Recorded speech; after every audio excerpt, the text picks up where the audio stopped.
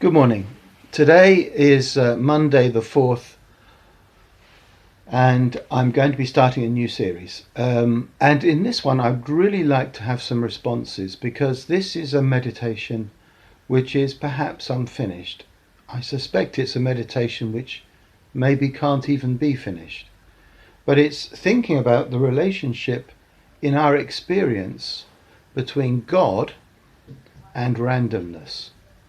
Because I believe that Christian experience is an experience of both God and his purpose and will, but also an experience of randomness, the sheer unknowability, unpredictability of life. And today I want to pin that down to looking at luck and looking at providence.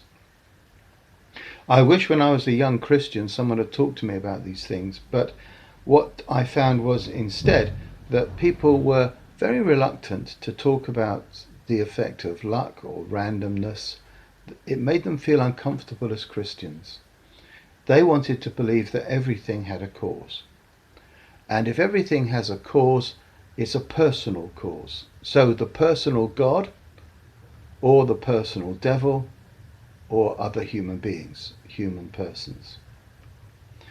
To give an example, some things were of the Lord. What was of the Lord? Well, everything good was of the Lord. Virtue, repentance, salvation, of course, church life, all sorts of good, healthy things were of the Lord.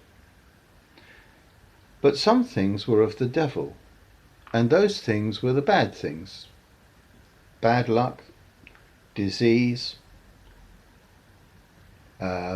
almost anything that was bad was sinful, was of the devil. But not just the things you might think of, but all the things that they disapproved of.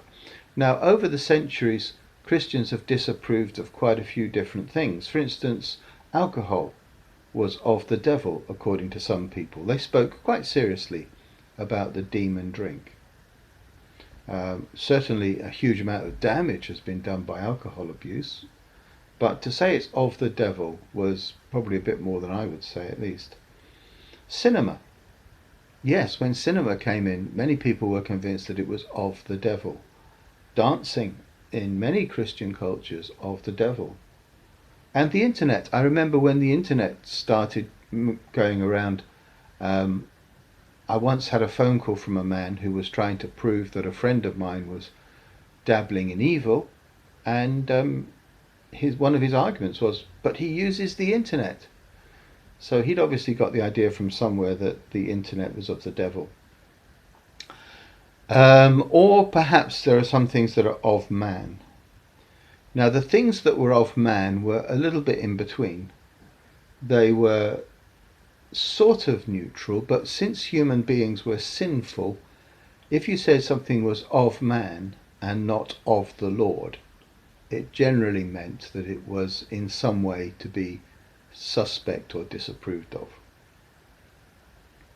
Now, funny enough, those three categories, of the Lord, of the devil, or of man, were used in one of these nutty recordings that was going around a month or two ago from a so-called Pastor Jonathan, who was claiming that coronavirus was not of God, it was of man and of the devil. And he thought it was all caused by fifth generation masts, for our mobile phones. I thought, what? But that's what he said. It was either of God, or it was either of the devil, or it was of man. And it turned out in his case that it was of both the devil and of man at his worst. Now, this idea that there has to be a personal cause behind everything goes back a long way. It's quite a respectable tradition. It is the tradition of paganism. Now, when I say paganism, I'm not trying to be rude. I'm simply saying it's that idea that every event, every cause is ultimately a personal cause. There is a spirit behind everything that happens. So, for instance, if there's a rainstorm, that's sent by your thunder god. whatever name you give to your thunder god. If you survive a car crash, it's because Saint Christopher, the patron saint of travellers, looked after you during your car crash. If your farm is needing to be more successful, you would make a sacrifice to some fertility goddess.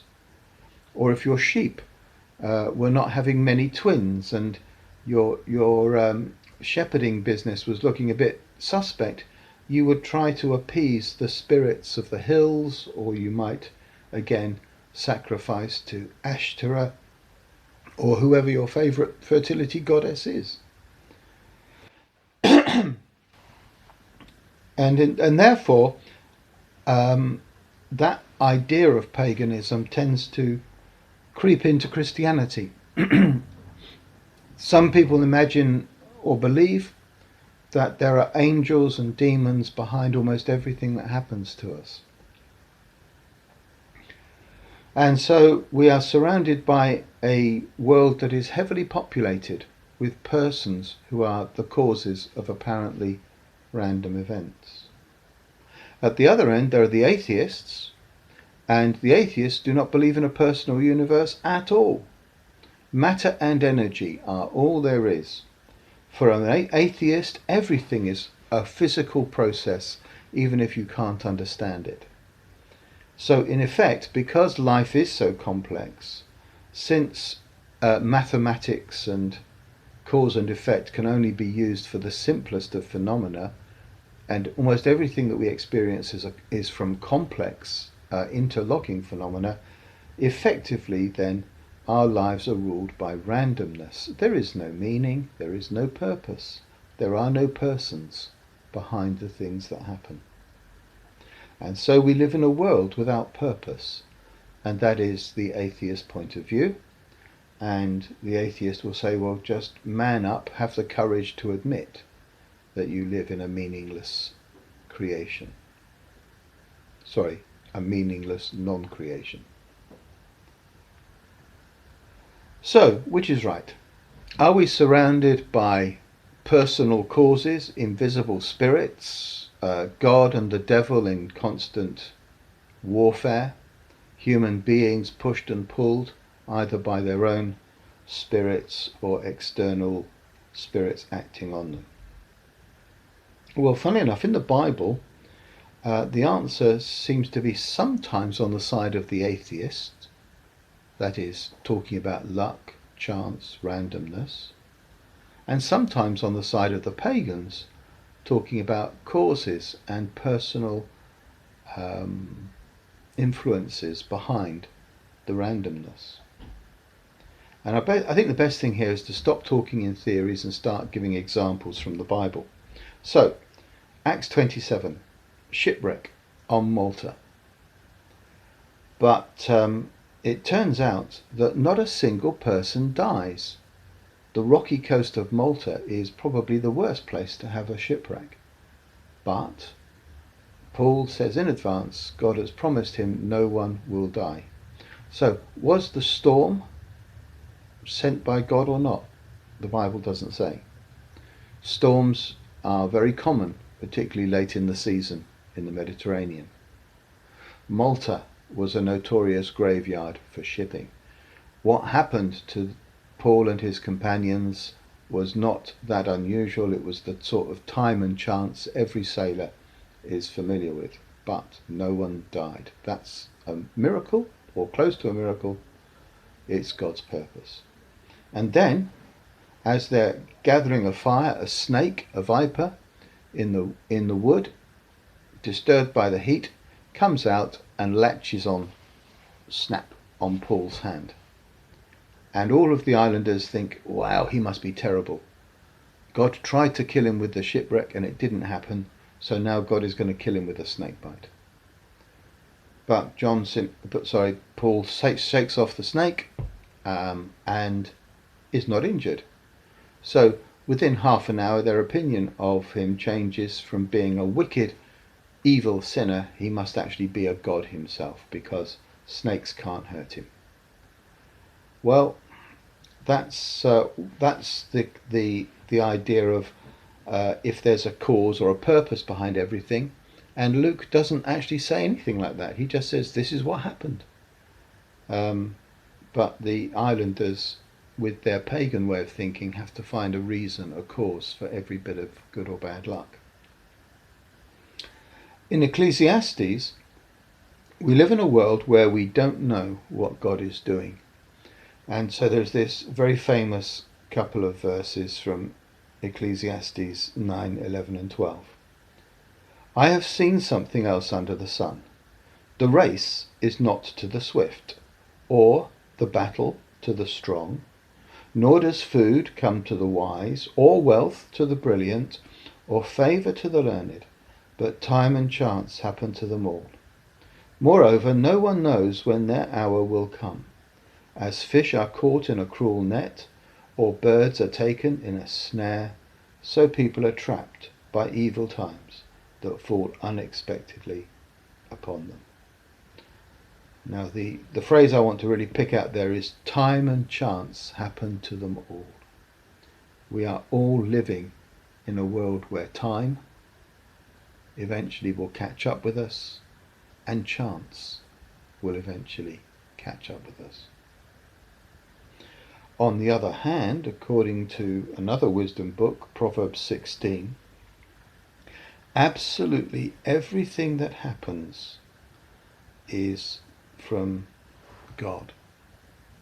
So Proverbs 16:4, the Lord works out everything to its proper end, even the wicked for a day of disaster. So the wicked is going to have his day of bad luck, his day of disaster. Why? Because the Lord works out his purposes. God is in charge of that random event. Verse 9 of Proverbs 16, in their hearts humans plan their course, but the Lord establishes their steps. In other words, we have our intentions, we have our plans, we plot, but whether or not anything happens and where we actually go is entirely determined by God. Here's another one, verse 33. The lot is cast into the lap. In other words, you roll your dice, you draw your lots, but here's the interesting thing.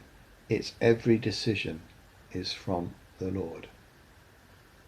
There is nothing more random than drawing lots, and yet every decision is of the Lord. He is totally sovereign over the most random of events. So at the end of this meditation, I'm not going to make a conclusion. I'm simply going to say this. On the one hand, we are subject to randomness, and on the other hand, we are totally in the hands of God. And that is the biblical point of view. I have a lot more to say in the next few weeks, days. Bye for now.